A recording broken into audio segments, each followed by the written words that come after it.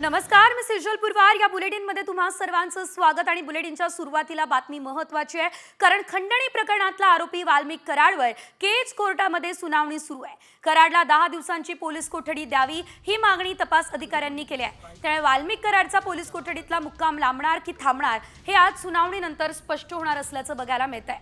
मात्र कराडवर अद्यापही संतोष देशमुख हत्या प्रकरणात आरोप ठेवण्यात किंवा ठरवण्यात आलेला नाहीये. त्यामुळे एकंदरीत आज सुनावणी अंती नेमकी काय घडतं हे बघणं महत्त्वाचं. ज्या ठिकाणी सुनावणी सुरू आहे त्या कोर्टातून थेट आमचे प्रतिनिधी विनोद जिरे आपल्यासोबत फोन लाईन वरून जोडले गेलेले आहेत. विनोद, आपण पाहतोय आज खरं तर वाल्मिक कराड हा याचा जो मुक्काम आहे कोठडीमधला तो संपतोय की वाढतोय हे बघणं महत्त्वाचं असेल. सध्या या सुनावणी संदर्भातली काय अपडेट?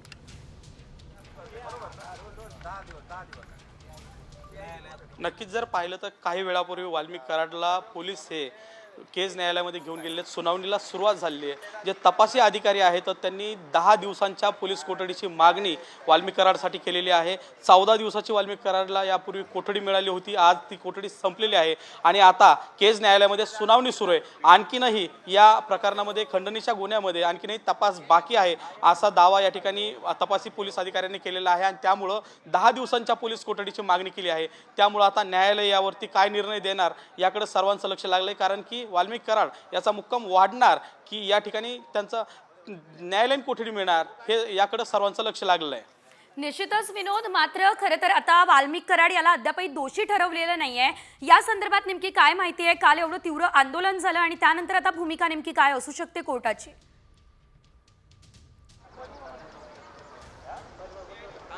नक्कीच जर पाहिलं तर या ठिकाणी वाल्मिक कराडवर खंडणीचा गुन्हा दाखल झालेला आहे. मात्र धनंजय देशमुख आणि त्यांच्या कुटुंबाकडून जी मागणी होत आहे वाल्मिक कराडवर 302 नुसार गुन्हा दाखल करावा, त्याचबरोबर मकोकानुसार वाल्मिक कराड याच्यावरती गुन्हा दाखल करण्यात यावा अशी मागणी या ठिकाणी करण्यात आली आहे. धनंजय देशमुख यांनी काल मस्साजोग येथील पाण्याच्या टाकीवर चढून आंदोलन केलं होतं. धनंजय देशमुखसह नातेवाईक आणि ग्रामस्थ जे आहेत ते आक्रमक झालेले होते. त्याचबरोबर जलसमाधी आंदोलन देखील त्यांनी केलं होतं. त्यामुळं या ठिकाणी आता या प्रकरणामध्ये वाल्मिक कराडवर 302चा गुन्हा दाखल होणार का, मकोकानुसार कारवाई होणार का याकडेच आता सर्वांचं लक्ष लागलेलं आहे. निश्चितच धन्यवाद विनोद दिलेल्या सर्व सविस्तर अपडेटसाठी. तर एकंदरीत आज ही सुनावणी सुरू झालेली आणि या सुनावणीमध्ये नेमकं आज काय घडतं हे बघणं देखील तितकंच महत्त्वाचं असेल. वाल्मिक कराड याचा कोठडीतला मुक्काम वाढतो की संपतो हे पाहणं महत्त्वाचं. आणखी एक मोठी अपडेट बघूयात या क्षणाची. वाल्मिक कराडवर केज कोर्टामध्ये सुनावणी आता सुरू झालेली आहे. तर कराडच्या 10 दिवसांच्या पोलीस कोठडीची मागणी पुन्हा एकदा करण्यात आलेली आहे. तपास अधिकाऱ्यांनी पोलीस कोठडीची मागणी केलेली आहे. त्यामुळे पुन्हा एकदा वाल्मिक कराड यांच्या कोठडीमध्ये वाढ होण्याची शक्यता वर्तवली जाते. एकंदरीत जर आपण बघितलं तर वाल्मिक कराड याच्यावर आतापर्यंत केवळ खंडणीचा गुन्हा दाखल आहे. मात्र संतोष देशमुख हत्या प्रकरणातला गुन्हा वाल्मिक कराडवर दाखल नाही आहे. कराडच्या सांगण्यावरून घुले आपण पाहतो ही मोठी अपडेट. कराडने थोपटेंकडे पैशांची मागणी केली असं वकिलांनी यावेळेस म्हटलंय. सरकारी वकिलांनी केस कोर्टामध्ये हा युक्तिवाद केला असल्याचं पाहायला मिळतंय. कराडच्या सांगण्यावरून घुले पवनचक्की कंपनीमध्ये गेला असं सुद्धा यावेळेस वकिलांनी म्हटलेलं आहे. एकंदरीत आपण पाहतो युक्तिवाद जो आहे तो आता कोर्टात सुरू झालेला आहे आणि या युक्तिवादामध्ये वकिलांची याशिवाय अधिकाऱ्यांची भूमिका अतिशय महत्त्वाची असणार आहे. तर पवनचक्की कंपनीमध्ये वाद झालेला होता आणि त्यानंतर खरं तर संतोष देशमुख यांची हत्या करण्यात आली असं सांगितलं जातं. त्यामुळे कराडच्या धमकीमुळे मॅनेजर सुद्धा दहशतीत आहे असं वकिलांनी म्हटलेलं आहे. त्यामुळे आता आज खरंच वाल्मिक कराड याच्या कोठडीमध्ये वाढ होते का हे बघणं महत्त्वाचं आहे. वाल्मिक कराडवर केज कोर्टामध्ये सुनावणी सध्या सुरू असल्याचं आपल्याला पाहायला मिळतंय. कराडच्या सांगण्यावरून खरं तर हे संपूर्ण जे काही घडलं ते घडलं होतं असं यावेळेस वकिलांचं म्हणणं असल्याचं देखील आपण एकंदरीत पाहतोय. त्यामुळे आता एकीकडे वाल्मिक कराड याची संपत्ती सुद्धा रडारवर असल्याचं आपण पाहिलेलं होतं, तर दुसरीकडे वाल्मिक कराड हा स्वतः रडारवर असल्याचं आपल्याला दिसतंय. कारण वाल्मिक कराड यांच्या कोठडीमध्ये वाढ होण्याची शक्यता आहे. कराडने कोणत्या गुन्ह्यातून संपत्ती कमावली हा देखील सवाल यावेळेस उपस्थित करण्यात आलेला आहे. कराडची संपत्ती कुठे याचा तपास आता करायचा आहे असं सुद्धा यावेळेस सांगण्यात आलेलं आहे. तर एकंदरीत वाल्मिक कराड याच्याकडे बेहिशेबी मालमत्ता असल्याचा दावा केला जातोय. मात्र ही बेहिशेबी मालमत्ता नेमकी आली तरी कुठून असा सवाल उपस्थित केला जातोय. कराडने कोणत्या गुन्ह्यांच्या माध्यमातून एवढी मोठी संपत्ती कमावली हा सुद्धा प्रश्न आहे. वाल्मिक कराड याच्यावरती केस कोर्टात सध्या सुनावणी सुरू झाली असल्याचं आपण पाहतोय. अतिशय मोठी बातमी आहे, कारण भारतातच नाही तर भारताच्या बाहेर सुद्धा वाल्मिक कराड याची संपत्ती असल्याची माहिती असतानाच ती संपत्ती नेमकी आली आहे कुठून, हा सवाल आता उपस्थित केला जातोय. केज न्यायालयासंदर्भात आपण ही संपूर्ण अपडेट पाहतोय, कारण केज न्यायालयामध्ये ही जी सुनावणी आहे ती सुरू आहे. त्या ठिकाणी आमचे प्रतिनिधी सुद्धा उपस्थित आहेत, त्यांच्याकडून आपण सविस्तर माहिती जाणून घेतलेली आहे आणि त्यांनीच या संदर्भात ही मोठी अपडेट या क्षणाला आपल्यापर्यंत पोहोचवली आहे. कराडने कोणत्या गुन्ह्यातून संपत्ती कमावली, हा सवाल यावेळेस उपस्थित करण्यात आलेला आहे. संतोष देशमुख हत्या हे जे प्रकरण आहे तर ते संपूर्ण देशभरात सध्या गाजत असलेलं प्रकरण आहे. तपास करण्यासाठी आता 10 दिवसांची पोलीस कोठडी द्या अशी मागणी वकिलांनी केलेली आहे. या आधी सुद्धा पोलीस कोठडीमध्येच वाल्मिक कराड याला ठेवण्यात आलेलं होतं आणि आता पुन्हा एकदा वाल्मिक कराड याला आणखी 10 दिवसांची पोलीस कोठडी द्यावी अशी मागणी ही वकिलांकडून करण्यात आलेली आहे. त्यामुळे आता आज नेमका काय निर्णय होतो वाल्मिक कराड याच्या संदर्भात हे बघणं महत्त्वाचं असेल. कराडने थोपटेंकडे पैशांची मागणी सुद्धा केलेली असं सरकारी वकील म्हणताय आणि कराडने धमकी दिलेली होती असं सुद्धा सरकारी वकिलांचं म्हणणं आहे. कराडची भारताबाहेर मालमत्ता आहे का या संदर्भात तपास सुरू असल्याचंही वकील म्हणताय.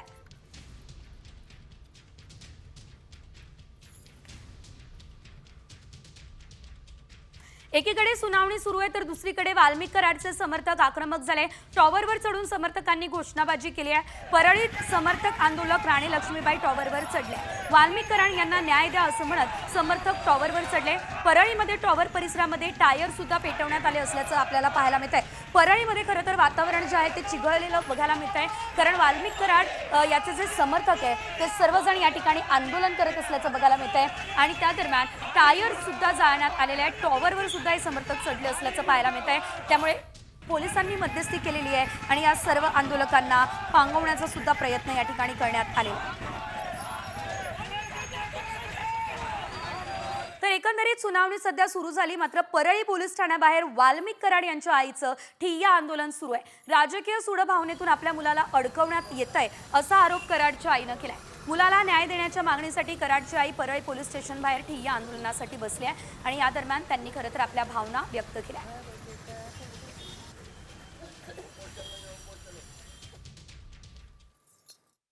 न्याय मिळाला पाहिजे तोपर्यंत मी माझ्या लेकावर लाने झालेला थांबवा, माझ्या लेकाला सुटका करा. हे सगळे गुन्हे खोटे येतात, जाणून बुजून राजकारण करायला लागले तर अन्याय करायलेत माझ्या लेकावर. सगळे खोटे नाटे गुन्हे रचायले. संदीप क्षीरसागर हे जाणून बुजून एवढे राजकारण करायला माझ्या लेकाची सिद्धार्थ करामत चौकशी करा. हे का तुला चौकशी करा. वाल्मिक कराड प्रकरणासंदर्भातली सर्व अपडेट आपण घेणार आहोत. मात्र यानंतर बातमी एक महत्त्वाची आणि राजकीय वर्तुळातून शिवसेनेच्या सर्व आमदारांची आज संध्याकाळी 8 वाजता महत्त्वाची बैठक आहे. हॉटेल ट्रायडंटमध्ये या बैठकीचं आयोजन करण्यात आलेलं आहे. पंतप्रधान मोदी उद्या महायुतीच्या आमदारांचा क्लास घेणार आहे. त्याआधी एकनाथ शिंदे खरं तर या सर्व आमदारांची भेट घेणार आहे आणि त्यांच्यासोबत चर्चा करणार आहे. उद्या या सर्व आमदारांना रिपोर्ट कार्ड जे आहे ते मोदींसमोर सादर करायचं आहे. मात्र त्याआधी स्वतः एकनाथ शिंदे त्या रिपोर्ट कार्ड संदर्भात शाळा खरं तर घेणार असल्याचं कळत आहे.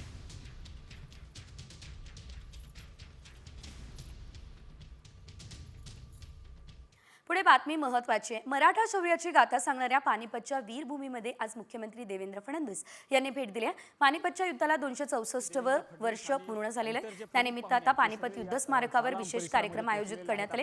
पानिपतच्या पराक्रमाच्या आठवणींना या कार्यक्रमातून उजाळा देण्यात आला. पानिपत ही मराठी माणसाची एक भळभळती जखम आहे, पण त्याच वेळी मराठी माणसाचा अभिमान देखील पानिपत आहे. ज्या प्रकारे मराठ्यांनी पानिपतच्या युद्धामध्ये शौर्य दाखवलं, अतिशय विपरीत परिस्थितीमध्ये देखील ज्या प्रकारे मराठे लढले, ती खरं म्हणजे युद्धाच्या इतिहासातील एक अत्यंत मोठी अशा प्रकारची आपल्याला ही गोष्ट पाहायला मिळते.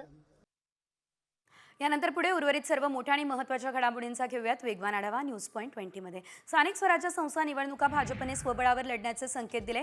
पालिका आणि महापालिका निवडणुका मे महिन्यामध्ये होण्याची शक्यता आहे अशी माहिती सूत्रांनी दिली. मुख्यमंत्री देवेंद्र फडणवीस यांनी देखील शिर्डीतल्या भाजपच्या अधिवेशनात 3 ते 4 महिन्यांमध्ये निवडणुका लागतील असे संकेत दिले.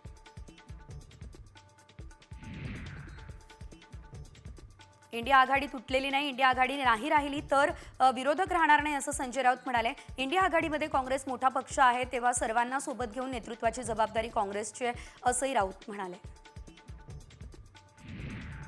महायुतीच्या आमदारांना आता रिपोर्ट कार्ड द्यावं लागणार आहे, कारण तिन्ही पक्षांच्या आमदारांना तसा आदेश देण्यात आला.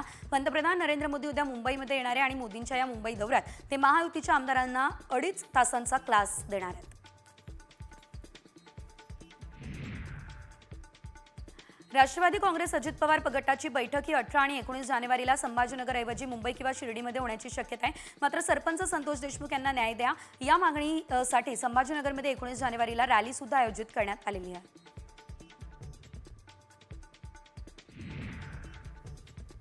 5 वर्ष कामं केली तरी मतदानाच्या शेवटच्या 4 दिवसांमध्ये जातीयवाद आणि धर्मावर निवडणूक येते असं विधान अब्दुल सत्तार यांनी केलेलं आहे. सिल्लोड विधानसभेची निवडणूक यापुढे लढणार नाही असंही ते म्हणाले.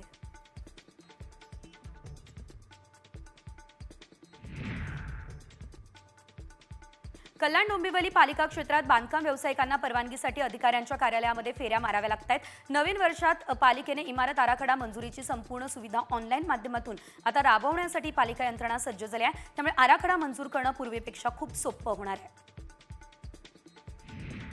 येत्या बजेटमध्ये पेन्शनची रक्कम वाढवण्याबाबत मोठी घोषणा होण्याची शक्यता आहे. तर EPS अंतर्गत मिळणारं किमान निवृत्ती वेतन 1000 रुपयांवरती 7,500 रुपये करण्याची मागणी सुद्धा करण्यात आलेली आहे. केंद्र सरकार सुद्धा या मागणीवर विचार करत असल्याची माहिती आहे. UGC नेट ही परीक्षा पुढे ढकलण्यात आलेली आहे आणि बुधवारी 15 जानेवारीला होणारी परीक्षा मकर संक्रांत आणि पोंगल या सणांमुळे पुढे ढकलली गेली आहे.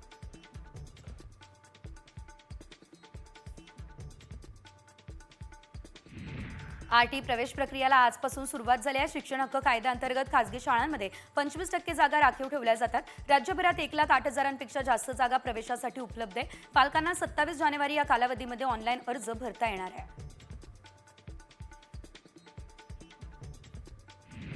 लाडक्या बहिणींनो आता स्वतःहून लाभ सोडा असं आवाहन राज्य सरकार करणार आहे. केंद्र सरकारने ऐपत असलेल्या गॅस सिलेंडर ग्राहकांना स्वतःहून अनुदान न घेण्याचं आवाहन केलं. त्याच धर्तीवर आता राज्यातल्या लाडक्या बहिणींना आवाहन केलं जाईल. गेल्या 5 वर्षात बेस्ट बसचे 834 अपघात झाले आणि या अपघातात 88 जणांचा मृत्यू झालाय. मृतांच्या नातेवाईकांना आणि जखमींना 42 कोटी रुपयांची भरपाई देण्यात आली आहे. माहिती अधिकारातून ही माहिती आता समोर आली आहे.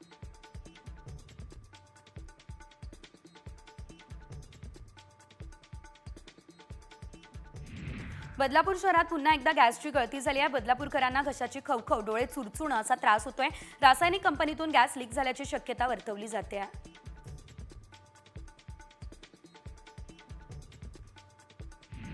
बुलढाण्यात लोकांना टक्कल पडण्याचं खरं कारण आता समोर येण्याची शक्यता आहे, कारण Indian council of medical research अर्थातच ICMRचं पथक बुलढाणा दौऱ्यावर आहे. शेगाव तालुक्यातल्या जवळपास 12 ते 15 गावांमध्ये केस गळती आणि टक्कल पडण्याचा प्रकार समोर आलाय.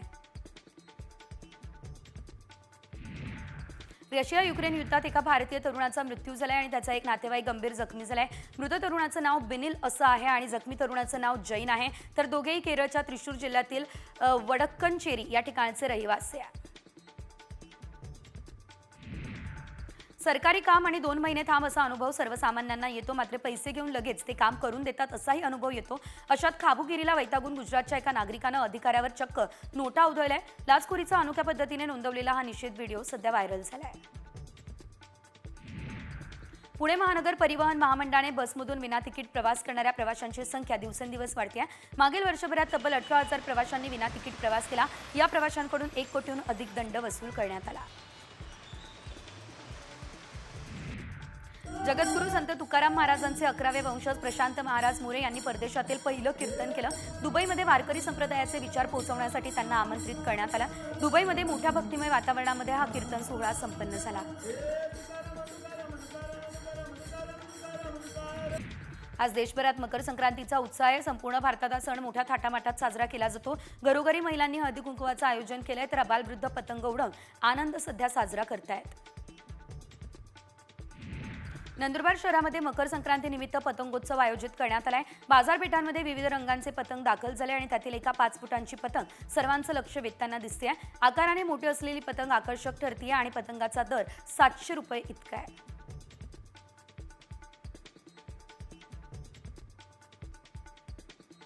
महाकुंभ मेळ्यातल्या पहिल्या अमृत स्नानाला म्हणजे शाही स्नानाला सुरुवात झाली आहे. शाही स्नानासाठी 2000 नागासाधूंची पहिली तुकडी बाहेर पडली.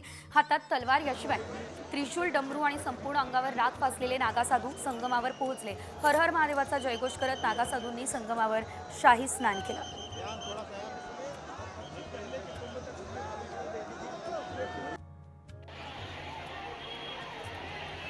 नाशिकच्या रामकुंडावर तीर्थस्नानासाठी लाखो भाविकांनी गर्दी केली असल्याचं देखील बघायला मिळत आहे. यावेळेस प्रशासनानं कडक सुरक्षा व्यवस्था तैनात केली आहे. भाविकांसाठी पाण्याचे टँकर, वैद्यकीय मदत आणि इतर सोयीसुविधा उपलब्ध करून देण्यात आल्या आहेत.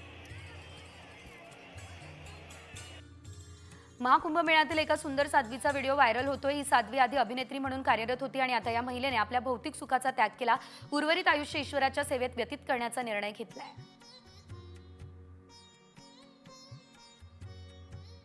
प्रयागराजमधल्या महाकुंभ मेळ्यात एक शिवलिंग बाबा आहेत आणि ज्यांनी महाकुंभाच्या संपूर्ण कालावधीमध्ये आपल्या डोक्यावरती रुद्राक्षांचं शिवलिंग धारण करणार अशी प्रतिज्ञा घेतली आहे. त्यांना 4 डोळ्यांचे बाबा म्हणून ओळखलं जातं आणि त्यांचे आशीर्वाद घेण्यासाठी भाविकांनी मोठी गर्दी केलेली आहे.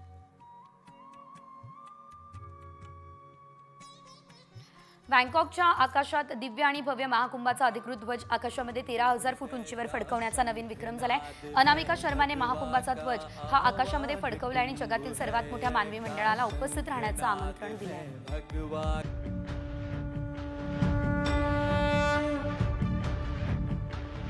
हिंदू हृदय का शंख. सोलापूर महापालिकेचे माजी महापौर महेश कोठे यांचं कुंभमेळ्यातच निधन झालंय. महेश कोठे प्रयागराजमध्ये महाकुंभ मेळ्यात दर्शनासाठी गेले, मात्र हृदयविकाराचा तीव्र झटका त्यांना आला आणि त्यांचं त्या ठिकाणी निधन झालं.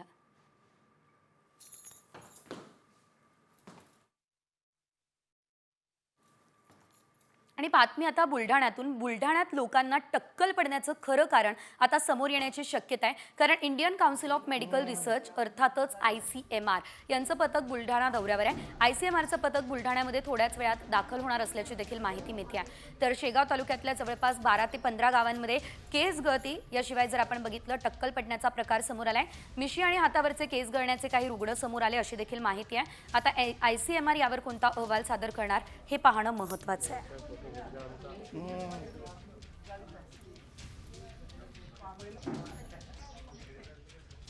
यासोबतच राज्यभरातल्या इतर काही मोठ्या आणि महत्त्वाच्या बातम्यांचा आढावा घेऊयात वेगवान स्वरूपात. सांगली जिल्ह्यामध्ये मध्यम आणि लघु 86 प्रकल्प जे आहेत ते जानेवारीच्या पहिल्या आठवड्यामध्ये प्रकल्पांमध्ये 63% पाणीसाठा शिल्लक आहे. गेल्या 1.5 महिन्यामध्ये पाणीसाठा 18% कमी झाला आहे. त्यामुळे पाणी टंचाईची शक्यता वर्तवली जाते आहे.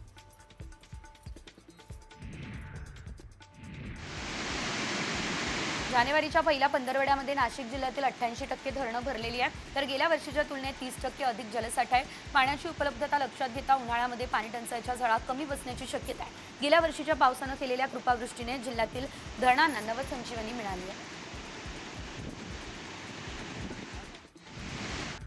राजगड तालुक्यातल्या महाराष्ट्र जीवन प्राधिकरण योजनेअंतर्गत याशिवाय जलजीवन नळ पाणी पुरवठा योजनेअंतर्गत अनेक गावांच्या पाणी पुरवठा योजनांबाबत तक्रारी येत आहे. त्यामुळे कोणताही कामचुकारपणा न करता त्या योजना तात्काळ पूर्ण कराव्या या सूचना आमदार शंकर मांडेकर यांनी प्रशासनाला केल्या आहेत. मुख्यमंत्री सौर कृषी वाहिनी योजनेअंतर्गत पातूर तालुक्यातील चांदणी या ठिकाणी 4था सौर प्रकल्प कार्यान्वित करण्यात आला. त्यामुळे 1746 शेतकऱ्यांना दिवसा वीज पुरवठा मिळणार आहे. जिल्ह्यात विकेंद्रित सौर प्रकल्पातून 204 मेगावॅट वीज निर्मिती करण्यात येणार आहे.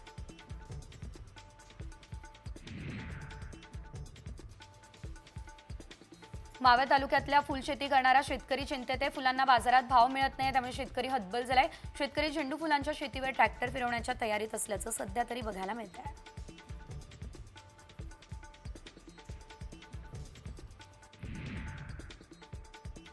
रब्बी पिकांमधून दादर ज्वारीचा कडबा बंद यंदा मुबलक प्रमाणात मिळणार आहे आणि पुढील महिन्याच्या अखेरीस रब्बी पिकांचा चारा मिळेल अशी स्थिती आहे. यंदा चाऱ्याचे दर कमी राहतील असा अंदाज आहे.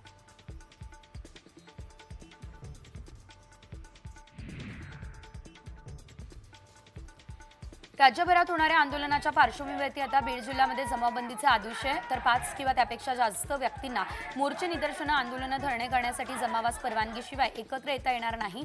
बीडचे अप्पर जिल्हा दंडाधिकारी शिवकुमार स्वामी यांनी हे आदेश दिले.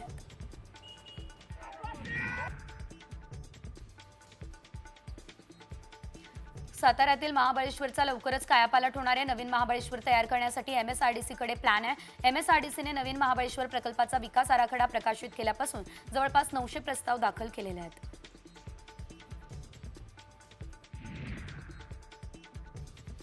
पतंग उडवण्यासाठी वापरण्यात येणाऱ्या मांजाचा धोका लक्षात घेता नागपूरमधील 14 उड्डाणपूल आज वाहतुकीसाठी बंद ठेवण्यात आले.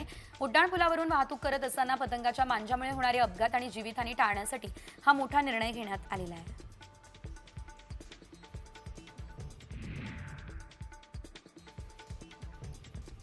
उल्हासनगरमध्ये खट्टरमल चौकात चोरांनी एकाच रात्री 2 दुकानांवरती डल्ला मारलाय. तर एका दुकानातून चोरांनी 14,000 रुपयांची रोकड तर दुसऱ्या दुकानाच्या CCTV कॅमेऱ्यात मात्र हे चोर कैद झाले आहेत.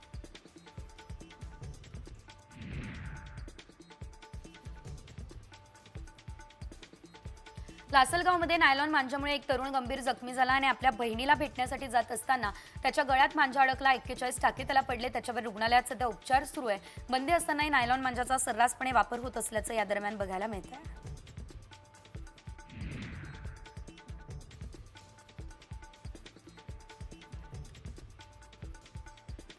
यवतमाळ शहरामध्ये गेल्या काही दिवसांमध्ये 4 जणांचा नायलॉन मांजामुळे अपघात झाला असल्याचं आपल्याला पाहायला मिळत आहे. आणि या पार्श्वभूमीवर पोलिसांनी नायलॉन मांजाचा वापर थांबावा अशी वॉर्निंग नागरिकांना दिली. त्यामुळे पोलीस प्रशासन अलर्ट मोडवर आला असल्याचं पाहायला मिळत आहे.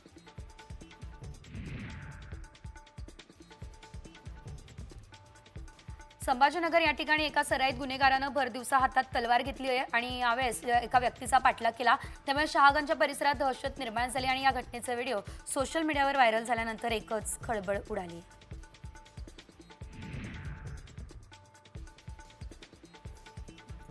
मकर संक्रांतीच्या निमित्ताने आज पंढरपूर या ठिकाणी विठ्ठल रुक्मिणी मंदिरात रंगबिरंगी फुलांची आकर्षक सजावट करण्यात आली. देवाचा गाभारा, चारखांबी सभामंडप, नामदेव पायरी आदी ठिकाणी ही सजावट झाली आहे. पुणे येथील भाविक राहुल ताम्हाणे यांनी ही सजावट केलेली आहे.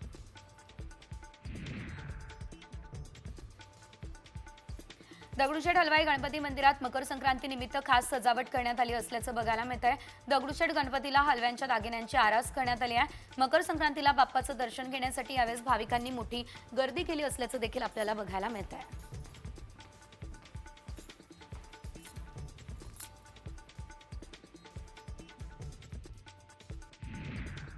आणि आता बातमी महत्त्वाची आहे, खास करून पुरुषांसाठी. असं मी का म्हणतेय, कारण तुम्ही लग्नासाठी सुंदर मुलगी शोधतायत का? जर शोधत असाल तर जरा थांबा, कारण लग्नाविना किंवा प्रेयसीविना जगणाऱ्या कोट्यवधी पुरुषांसाठी एक गुड न्यूज आहे. आता तुम्हाला जशी पाहिजे अगदी तशीच गर्लफ्रेंड किंवा बायको तुम्हाला मिळेल. विशेष म्हणजे ती कधीही म्हातारीही होणार नाही. ती कशी आणि कुठे मिळणार यावरचा हा खास रिपोर्ट. कधीही म्हातारी न होणारी बायको पाहिजे.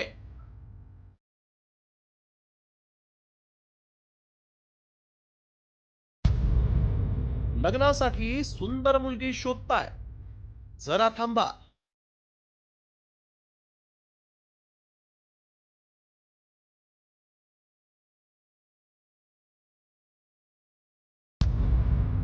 एकांतात राहणाऱ्यांसाठी मोठी गुड न्यूज.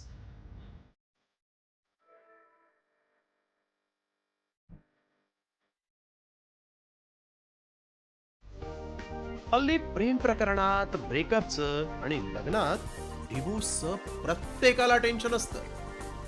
मात्र आता तुमचं हेच टेन्शन दूर होणार आहे. जशी तुम्हाला हवी अगदी तशीच गर्लफ्रेंड तुम्हाला सहज मिळणार आहे. या गर्लफ्रेंडला इम्प्रेस करण्यासाठी तुम्हाला अजिबात खर्च करावा लागणार नाही. या गर्लफ्रेंडला महागडी गिफ्टही तुम्हाला द्यायची नाहीयेत. या गर्लफ्रेंड कडून तुम्हाला कधीच ब्रेकअपचं टेन्शनही नसणार आहे. जशी तुम्ही स्वप्नात पाहिली अगदी तशीच सुंदरी तुम्हाला मिळणार आहे. आणि या तुमच्या स्वप्न सुंदरीचं नाव आहे आर्या. ही आर्या नेमकी कशी आहे पाहूया. आर्या AI टूल्सचा वापर करून बनवण्यात आली आहे. बुद्धिमत्ता अगदी जिवंत माणसासारखी. चेहरा, केसांचा रंग आणि केश रचना कस्टमाइज करता येणार. आर्याच्या संपूर्ण शरीरात 17 मोटार्स. पण जर तुम्हाला आर्या तुमच्या सोबत हवी असेल तर मात्र तुम्हाला तुमचा खिसा रिकामा करावा लागेल. या गर्लफ्रेंडवर किती खर्च करावा लागेल पाहूया. कंपनीकडून आर्याच्या 3 आवृत्त्या लॉन्च. फक्त चेहरा आणि मानेसाठी 8,80,000 रुपये. दुसऱ्या मॉडेलसाठी 1,29,00,000 रुपये. तर पूर्ण आकाराच्या आर्यासाठी सुमारे 1,50,00,000 रुपये. आपल्या दिलखेचक अदा दाखवून पुरुषांना घायाळ करणारी आर्या ही रोबोटिक गर्लफ्रेंड विशेषतः एकटं राहणाऱ्यांसाठी सोबतीला असेल. त्यामुळे तुम्ही देखील जर विना कटकट गर्लफ्रेंड आणि बायकोच्या शोधात असाल तर आर्याचा पर्याय हा तुमच्यासाठी उत्तम ठरू शकतो. फक्त पैसे खर्च करायची तयारी ठेवा. ब्युरो रिपोर्ट, साम टीव्ही मराठी.